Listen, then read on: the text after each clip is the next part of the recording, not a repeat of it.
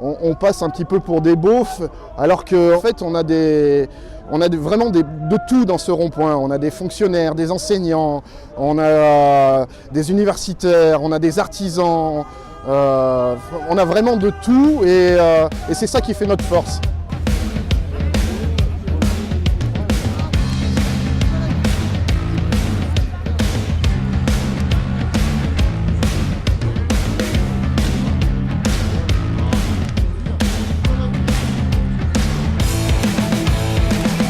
Il y a une espèce de petit miracle permanent, une famille qui existe, qui vit, qui fonctionne.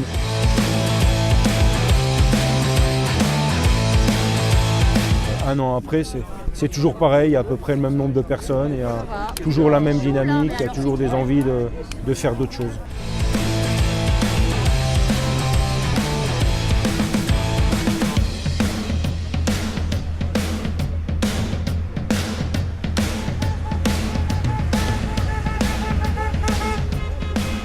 Il y a des gens qui étaient complètement isolés, qui étaient en grande précarité et qui n'osaient pas prendre la parole. Aujourd'hui, ils sont plus ou moins regroupés, notamment dans les Gilets jaunes, et aujourd'hui, ils disent nous.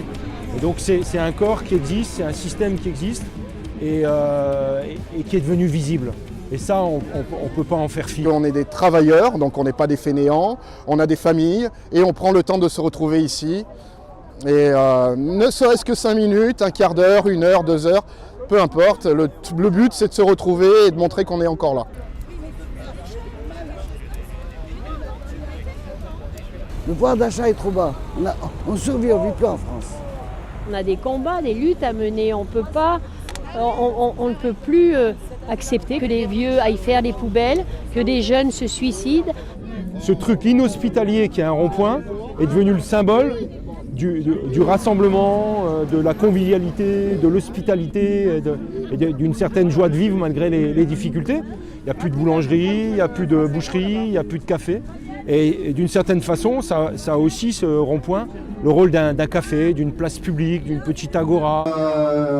Pour l'anniversaire des Gilets jaunes, a envoyé à Macron. Alors est-ce que quelqu'un veut nous raconter un peu ça? Maintenant, les vendredis, il y a des ateliers. Il y en a eu sur le pouvoir d'achat. Il y en a eu sur les retraites, il y en a eu 5 sur les retraites, il y en a sur l'écologie. On s'instruit, on comprend beaucoup plus les choses et tout ça nous révolte davantage. Les Gilets jaunes, quand vous regardez la carte de France, c'est quand même le périurbain, le rural et c'est souvent en périphérie. On est toujours là un an après parce qu'on n'a eu que des miettes. J'espère gagner, on va gagner quelque chose, non? Enfin, je pense. Les gens vous racontent, voilà, j'étais formé en tant que plombier, j'ai travaillé dans telle boîte, elle a été rachetée. L'autre, il était soudeur-fraiseur, il était dans une boîte française, racheté par des Espagnols, et puis qui a fait faillite. À travers des parcours de vie, vous avez l'histoire de la transformation du système industriel et économique français. Mais dans le vivant des gens, donc dans l'émotion des gens.